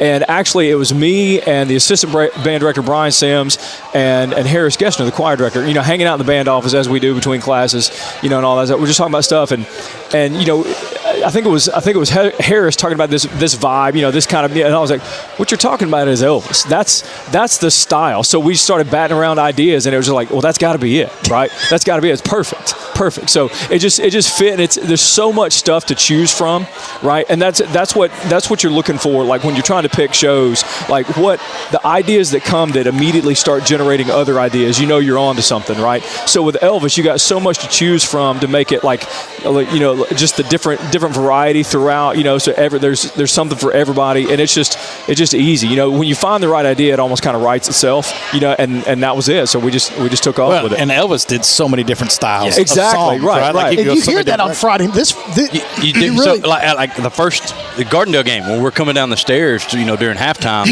and we're fighting through the crowd. We're trying to get down to the bathroom, the cassette stand, or whatever. And as soon as I heard the music kick up from our band, I was like, "That's Elvis." And I stopped. Yeah, exactly. I did. I stopped, and I was like, "Hey, I'm checking this out." Yeah. I mean, I'm a huge Elvis fan, and you're right. You can't miss with the King. Exactly. And you can go early Elvis. You can go Vegas Elvis. You can. There's all kind of stuff in there. Yeah, and like I said, it's super fun and introducing the kids to music that they may not be originally familiar with. They might not. I mean, everybody knows who Elvis was, kinda, but the music, then they get into it and they see, especially when they see the crowd react to it. We've had such great feedback, from this show, and we've only done it twice so far, and people love it, which is great, right? So it really helps the kids to see the audience get into it, even though they're like, oh wow, this is really cool stuff, So it's great. We love it. So I got a question. Go ahead. So we're talking about the show and the Elvis, and I know you put a ton of time into the summer leading into football season and all that, but you also have like competition season. Yeah. How different are your shows between what you do now versus what you do in competition? Yeah, it's really pretty different, right? Because the competition shows are more they're not all story based. Like this year's competition show is very much story based. It's a 1930s black and white detective story, right? Kind of a whodunit type deal. And so there's generally more of a narrative to it. There's different costumes and and things like the music is probably less familiar than anything's less familiar than Elvis, but there's also elements in there that even if you're not necessarily into that. You can still, we still want it to be relatable. We still want it to be enjoyable, so you can follow the story and all that stuff. But there's lots more intentional design put into it, like making sure the music and the visual match each other to help tell that story, where that's always a consideration in the football show too. But at the same time, it's Elvis, it's really just there to have a good time. We're always going to play well. Right? Exactly. Regardless, and we tell the kids all the time, whether we're playing the football show, the competition show, the stands tunes, the national anthem, the alma mater, it's all going to be done to the standard that we expect it to. But the feel is obviously different. So when we're going with our competitive show, we're looking at what other bands are doing, what the trends are, because if you're gonna put your toe in the water, you're gonna have to do what everybody else is doing to be competitive, and that's what we're trying to be competitive, but also at the same time, like every year, trying to step up what that expectation is for the James Clemens standard, right? And the kids and the parents have always responded really, really well to that, and you can see what's been so cool having the advantage of being there from the beginning is seeing it over time just continue to improve, and that just happens because the kids are bought in. We have a great culture, and we just take that and run with it. It's a lot of fun. Forgive me for being, I'm ignorant. No, yeah. I know what the halftime show is. Yeah. What is competition? Okay, so the competition show is a completely separate show that we only take to competitions. Okay. Right? So in years past, we did one show. So the show you saw on Friday night would also be the show that, and most bands do that.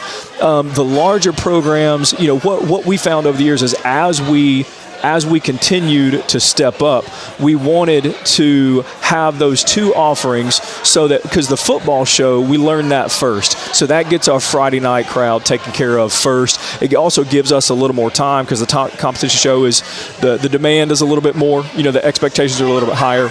So it takes a little bit longer to develop over the season. We've got that football show ready to go after our first week of band camp, right? So it's ready to go. That gives us time. But then that competition show develops, and that's the show that we take only to competitions, right? And like I said, this year's show is that detective story, and like I said, it allows us to kind of push the envelope a little bit. But if we were doing that, then it would take more time. Like the first Friday night, you might only see like 1/3 of the show, if that's all we were doing, right? So getting that football show, and since we have a marching band and a competition band, everybody's in the marching band, okay? But the competition band is based on audition. We've got some students that aren't quite ready for that level of demand. So, but having that football show, everybody's out there, they're getting reps, they're getting instruction, all this stuff, and that gives them time we want them to get ready. We want to prepare them to get into that competition. Mama's getting their picture on Friday night. Yeah, so it opens up a lot of opportunities. One, I'm highly impressed that you're able to do two completely different shows with those kids. I mean, that's a lot of time spent. I mean, it'd be like... And it's competition season now? Like, when does it start? Our first competition is October 12th. Okay, that's what I thought. It's kind of the end of football season. Some competitions will start early. Like, there are, I'm judging a competition next Saturday. And they typically start up late September.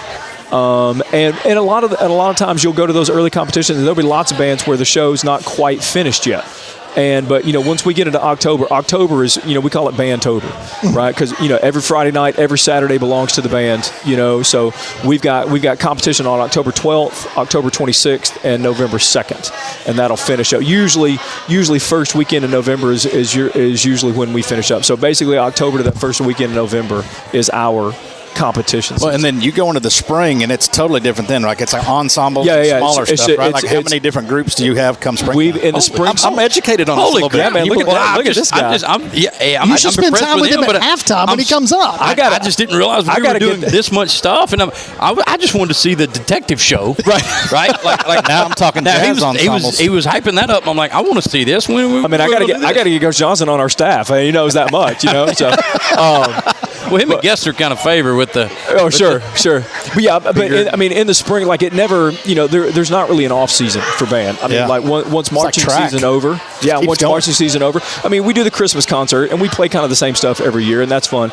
In the spring, though, we have 3 different concert ensembles. They go to state evaluation every year. Spring concerts on top of having smaller ensembles like jazz band and percussion ensemble. And, we've got 2 different we've got 2 different winter guards, which like you see the flags on Friday night.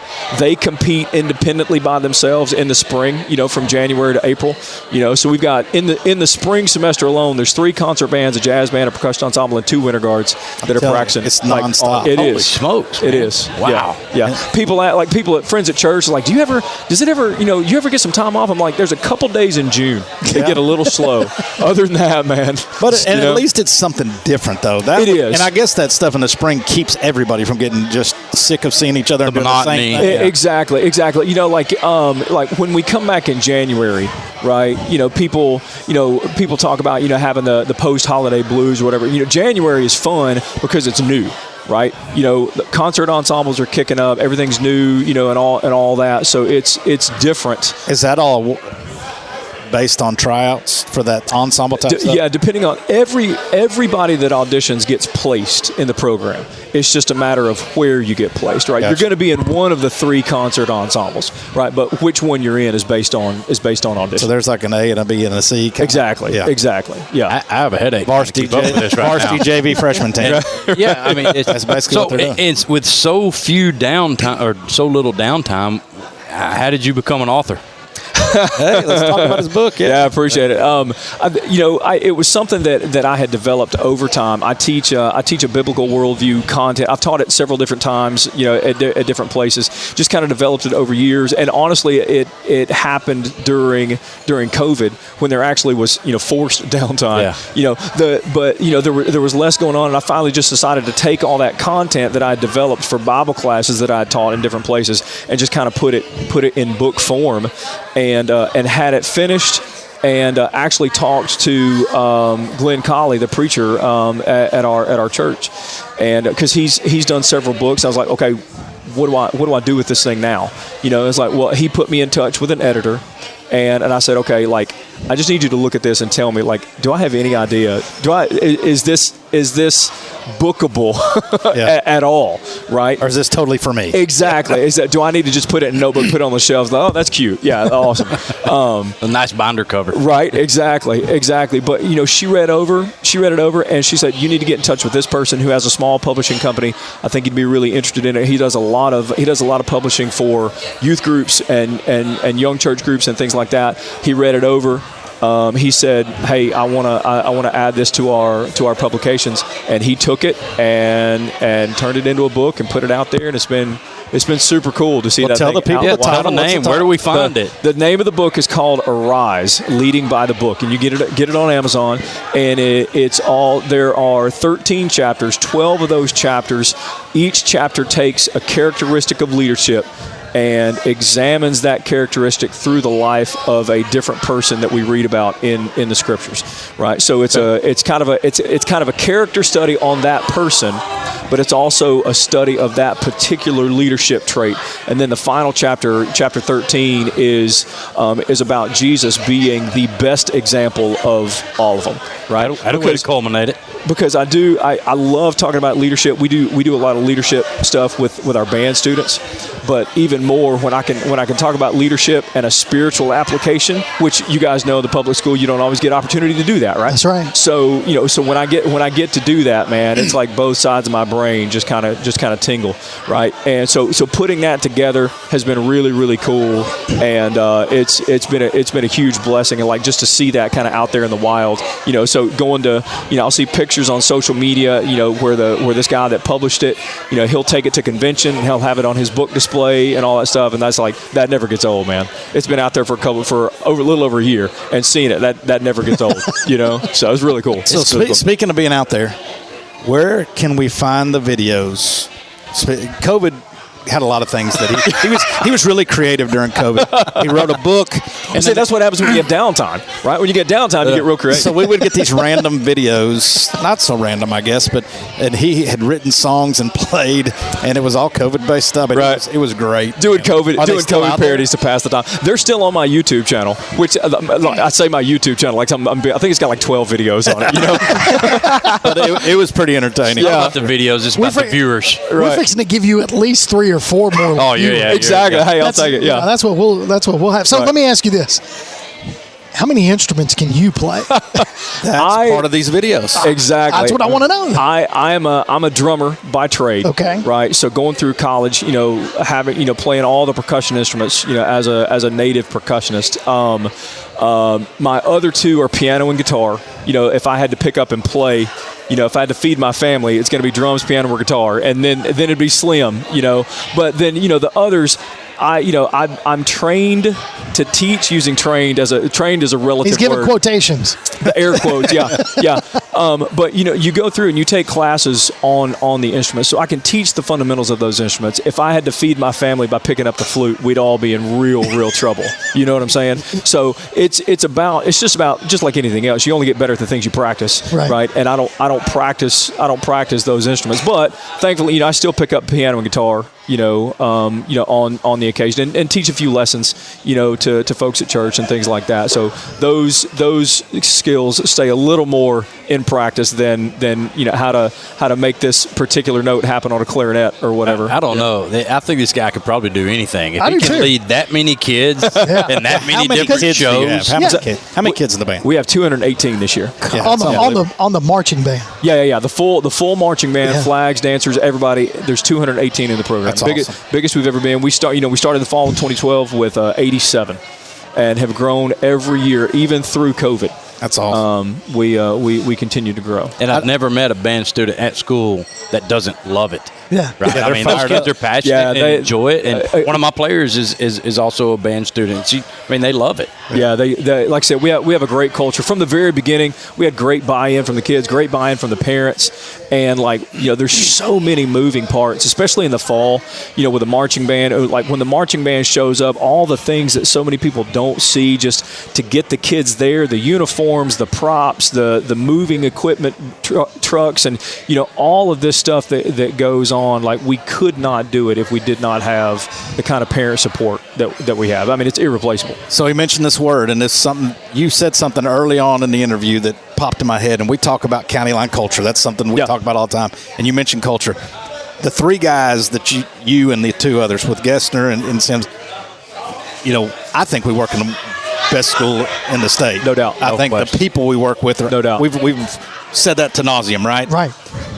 You three guys, I would say, is there a better group to work with than you three guys? It really is a joy. It really is a joy. Getting to, because we're all knuckleheads, right? And we can barely carry on a legitimate conversation without getting sidetracked by somebody trying to make a joke or whatever. Because just exactly, it's three guys sitting around, but at the same time, each of those guys are incredibly talented and incredibly smart about what they do and incredibly passionate about getting that out of students, right? Helping students to realize their full potential. So we all sit around. So when it does get serious, man, there's great, the best PD.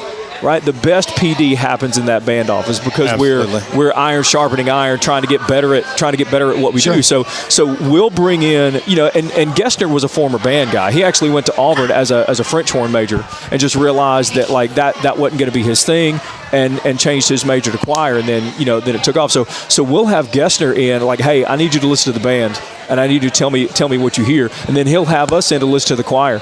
So we're all the time Gessner just talked about the other day being the uncle band director, because we're in and out of each other's spaces, so often, and it's really fun. I just asked that because I know how I feel about my staff. I know how you feel about your staff, and you watch you guys interact at school even from a distance, and you can tell there's something special going on. Yeah, it really is. Would not trade those guys. Would not trade those guys for anything. Right? I think we do a great job of helping each other just get better. Yeah. Well, that just comes from a mutual respect. Absolutely. It's and like you said before, we've got that across the board nearly at our school. Just a respect for the way that people go about handling their business and the culture that we have there among our faculty. Well, the only disrespect we've given to the band is losing their stands last year. I have no idea what you're talking about. Yeah, I know they came out of your truck and you hauled them up there. Somebody took them. They came up missing. I blame the other school.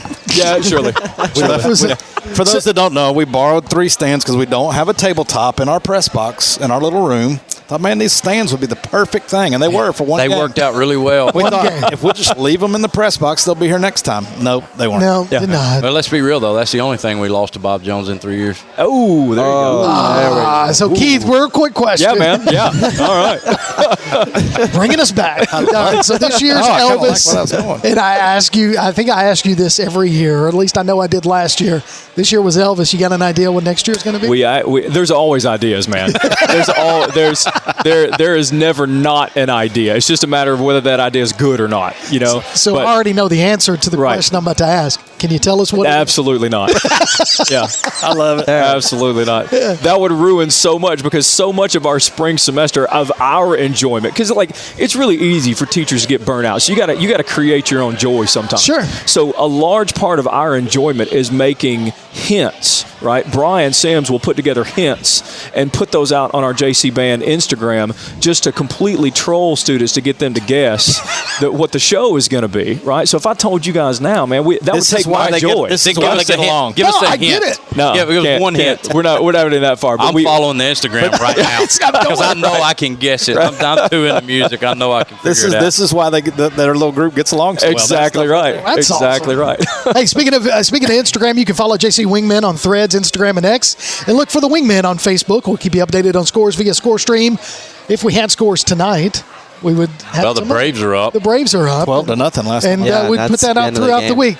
So Keith, we appreciate you, man. Always a pleasure to talk to you, man. It's been a joy. Appreciate it. Thanks for sticking around. And did you eat? I did not, but I ate before I came. I'm good. Listen, did you drink water? I'm always prepared. I did drink water. See, Kelly just told us that the water was awesome. Here. So we haven't done a bad thing yet. I can't disagree. Walk on. So that's good. Well, Keith Anderson, the band director at James Clemens High School, continuing to just do phenomenal things each and every year. And I always look forward to the first game of the season for the halftime show. I really do. Not only just the football, but seeing what you guys are going to bring in this year's Elvis. If you haven't had a chance to get out there to a home game, make sure you come visit us at Madison City School Stadium. And you can do that this Friday night, as we'll be taking on Huntsville High School at 7 o'clock at Madison City School Stadium and see the band. Yeah, don't sleep on the halftime show. Do not sleep on the halftime show. Do you get to do halftime at homecoming? We don't, actually. The homecoming court. Yeah. Disregard everything that I just said. Get us the next time. We'll get you the next time you come see Elvis. Keith, man, appreciate you coming out. Thank you, guys. Appreciate it. Being a part of it. Hey, listen, we're going to take a break. When we come back, we'll have our final segment. You're flying with the Wingmen on PAS Plus.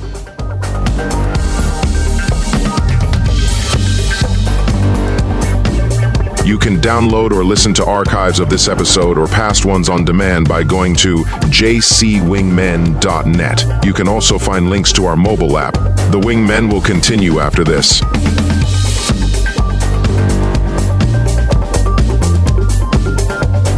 At Walk-On Sports Bistreaux, our love for the game, community, and heart of a walk-on make you feel like family the moment you walk in. Wings, shrimp, and burgers made from scratch, wall-to-wall TVs, and signature drinks. Founded by two LSU walk-ons, Walk-On Sports Bistreaux brings the cuisine, the culture, and the community to life. Always fun, never forced, and our doors are open to anyone. Walk-On Sports Bistreaux, 8368 Highway 72 West in Madison. Walk-On Sports Bistreaux.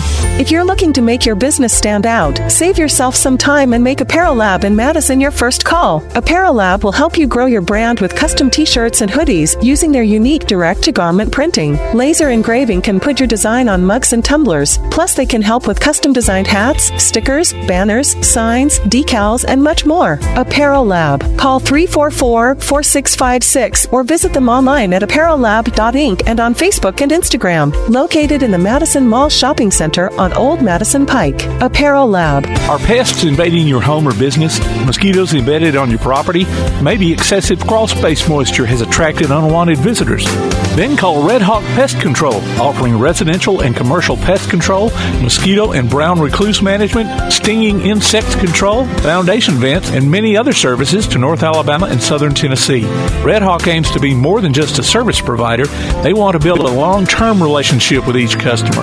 Call RedHawk Pest Control at 256-975-8817. Visit them on Facebook or online at redhawkpestcontrol.com. Whether you're an experienced golfer or a total beginner, Madison Golf Center has the largest, most up-to-date practice range in North Alabama, including a complete teaching center with the best and most experienced instructional staff available at your convenience. Madison Golf Center features the most complete driving range facility around, with a large grass tee area allowing for 100 hitting stations a day with a 14-day rotation. Open every day year-round and located at 401 Lime Quarry Road, between Wall Trina and Hughes Road. Madison Golf Center. PASnetwork.net. It's now your gateway to the Play Action Sports Network. Whether it's Play Action Sports coverage of school, youth, and amateur sports from Athens and Limestone County, or Calhoun basketball, James Clemens sports, and Applebee's tailgate talk via PAS Plus. PASnetwork.net. Follow the links to download apps to hear live streams and podcasts, enable Alexa skills, or listen live on your computer. Covering Athens and Limestone County area sports, PASnetwork.net. You're flying with the Wingmen on PAS Plus. Welcome back to the Wingman podcast right here on PAS Plus. We're broadcasting live each and every Tuesday night at 7 o'clock from Walk-On Sports Bistreaux on Highway 72 in Madison. And sitting here at the table, we're closing in to our landing. It's our final segment right here on the Wingman podcast. Coach Johnny Johnson, Brand Kimbrough, Carson Austin, Tim Lambert, and myself, Kirk Pierce. Thanks for broadcasting, or thanks for listening to the broadcast tonight. We've had some great guests tonight, guys. And, just thinking about starting off, with listening to Carlos talk about the food here at Walk-Ons. Carlos never fails. Not at the table, Carlos. Not at the table, Carlos. He did ask if that was going to happen. Yes. We don't have a movie quote tonight. We have a flight movie quote. Carlos. But then we brought in offensive line coach Cade McGuire and two of his senior offensive linemen, Ryan Bland and Micah Douglas. Good interview with them, talking about last week's game against the other school and that big victory there as they get ready for this Friday night against the Huntsville Panthers, guys. Homecoming. It is homecoming for James Clemens. A little bit of weather rolling in on Thursday. Yeah, we hope that gets out of here by game time. Yeah, I hope. May mess up the parade, though. Could mess up about having to possibly cancel the parade. Yeah. I mean, who knows? Well, I mean, it's, that's one thing we cannot control is Mother Nature. No, there's a lot of things you can't control. She wins. And, she's still undefeated. Undefeated. Her and Father Time both. Yeah, both of them. But, thinking about our RedHawk Top Flight Award winner is Kelly Jones. Good interview with her, finding out Fort Payne, home of the June Jam and Socks. That's right. Socks. Yeah, but not UFOs. And not UFOs. Johnny Johnson for 14 years. But I think Keith Anderson bringing it each and every time we talk to him, and just continuing to show why he's probably the best in the biz, especially for North Alabama fans. And not statewide. We're bringing these people on for these interviews, but you can tell why we're picking them. They're all passionate about what they do. Yeah. Whether it's the walk-ons people here, whether it's Coach McGee and his staff, all three that have been here, everybody we seem to bring on is Sergeant Major. I mean, they're really passionate about what they do. Well, about kids, and about James Clemens. Those guests, of course, not the walk-ons, but I mean, they love James Clemens, and you refer to county line culture all the time. I mean, it's you got to credit Coach Johnson with coming up with that phrase, but it's. Once you start modeling that and once you preach that, I mean, it stems and spreads throughout the school into different departments, and everybody's referenced it. Well, the phrase was easy. It was already in place. But the way the school operates, it was easy to, you know what I mean? Yeah. Like the people that run the school on down, I mean, it's in place. And you can see it, like you said, each and every time we're able to talk to you. You guys kind of introduced me to it a little bit, and it's once you buy in, it's hard to get that JetBlue out of your veins. No, ain't no doubt. Ain't no doubt. But you hear everybody reference it. I mean, even Mr. Anderson bringing it up, and it's our Top Flight Award winners. I mean, they've all talked about it's the culture that they were brought up in that kind of stimulates over into their work at JC. So it's number one in my book anyway. So this Friday night, we got a game, homecoming, like we talked about, over at Madison City School Stadium. Kickoff slated for 7 p.m. Hopefully the weather will stay off and we'll be able to enjoy some homecoming festivities. But at the same time, guys, one of the things that we're really interested in is the other team that's coming in, the huntsville Panthers, coming in undefeated, taking on the undefeated James Clemens Jets. Guys, what can we expect this Friday night from this team? Pain. Sorry. Well, what's your prediction? Prediction. Pain. No, I think Huntsville's a team that has been much improved the last couple seasons. Early on in my JC career, they were not very good, and they've gotten better and got some decent athletes. And they're 2-0. I'm not sure that they've been tested as far as competition. I'm not sure who all they've played. No Grissom. I saw the Grissom score. I've not had a chance to watch any film yet this we need week. Our stat guy. Stretch is telling us 3-0. We've been queuing up our stat guy, and he hadn't followed through on these. But we get it. He's thinking about this Sunday. They are 3-0. We didn't give him a heads up. He did get us 3-0. So I hadn't watched any film, but knowing the head coach there, the new head coach Jimmy Gay, a former offensive lineman. He was part of those three-peat lines at UNA. I would imagine they're going to be very run-heavy. They're going to rely on the offensive line, and I would think they would be better than what they have been. Yeah, and I've seen Hazel Green, Mae Jemison, and Grissom. So, haven't been tested yet. And so, I like where we're at going into that game. We just can't have a letdown. You got that big emotional week last week. You go into a game where you think you should win it. It's homecoming with lots of distractions. You mentally don't want to let down on a game like this. No, and they keep talking about veteran leadership and the maturity of this group, this senior group. So I don't think that will be the case. I mean, these guys have hung in there. Last week I know you weren't there, but you listened. But last week was really like a tale of two different games. It was all James Clemens in the first half. And then the third quarter was a huge letdown. I mean, mental mistakes and just some a lot of breakdowns in the secondary. Second 30s. Yeah, and I mean, it was a lot. Just bad offense, but that leadership and that maturity to get it back on track, put yourself in a position to win, and did. Mm-hmm. Had to do the same thing against Gardendale. Had to get it together and go in there late to get a score to win. I think that Coach McGee talked about how much improvement you see from week 1 to week 2, right? Mm-hmm. I don't think that's a case for us, right? Because of the bye week in week 2. So I think we're going to see the most drastic improvement from second game to third game. And, if that's the case, then I think the Panthers are in real trouble. Well, I think we're looking for that complete game. Yeah. And you said it. We kind of let our foot off the pedal a little bit offensively and defensively against Gardendale. I think the engine shut down. It did. And then last week in the third quarter, towards the end of the second, right before halftime, and then into the third quarter with just those mental mistakes. And I know that's what Coach McGee. But at the same time, them going into the fourth quarter knowing that they were down 4. And a field goal was not going to tie it. Field goal was not going to win it. They had to score a touchdown. So they pinned their ears back, drove down. You heard the offensive lineman tonight, and Coach McGuire talk about, just knowing that they had to get out there and do their job so that the Berries and the Gideons and everybody could do what they do from a specialty play. It's being skilled players. So, that's one thing I think we're all looking for is top to bottom, offensively, defensively, complete game. A complete game would be a big plus for our coaches, I'm sure, because we haven't seen it yet. No. We know it's coming. Well, and I'm sure not having a bye week again will be a blessing just because they can get in some rhythm of a season. Chad talked about that, just having that week off after week 1, you're chomping at the bit to go back out and play again. You had to sit. Yep. So now you get to get in somewhat of a normal rhythm. Yeah. All the time. Yeah. Well, you know what it's time for, guys? It's time to give away something. Let's do it. So each and every week, we'd like to give away a Bucket and Bite gift card for Madison Golf Center. You can register your name at jcwingmen.net for a Bucket and Bite gift card from Madison Golf Center, which is good for a bucket of balls and lunch at the grill.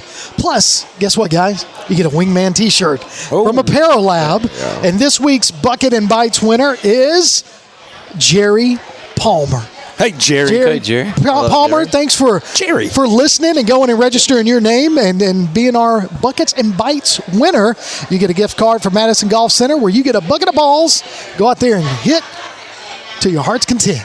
And when you get hungry, go in there and get a bite to eat. And wear your Wingman shirt. And tell them where you got it. Represent proudly. Those things are scarce. That's it. They're getting spread out more. They are getting spread out. They're getting scarce in the box that he brings them in. It is. It's each and every week. And he's like, I got to go get some more. Come on, Apparel Lab. Come on, Apparel Lab. And I did. Like I told you guys, man, I went on to jcwingman.net and ordered my very own Wingmen wear sweatshirts. As everyone should do. I think so. Because it contributes to our all-in campaign. Always. Yeah, money goes to the all-in campaign for the athletic department. And as Coach McGee said, it's nothing like getting in here to this, what do you call it, the meat locker last week? Ice box. The ice box. Ice box. Yeah. Not quite as cool tonight. They must have heard him because thermostat's bumped up a little bit tonight. It's a little steamy in there. Yeah, it's a little cooler outside, it's too. It's still very fat kid-friendly environment in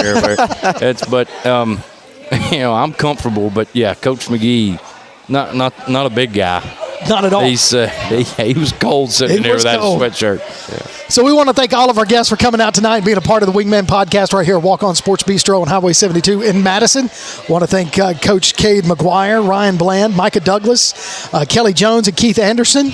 And all of those that were able to listen, thanks for tuning in. Coach Johnson, you got any final thoughts? Man, looking forward to being back in the booth, baby. Yes. I missed out. No, can't wait to have you here.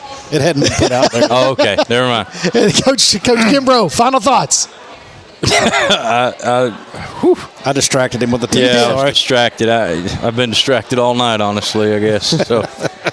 He's still tired from Friday night. I am. I honestly am. I did not recover as needed this weekend. Hey, I'll get it together before this next show. Well, we're looking forward to it.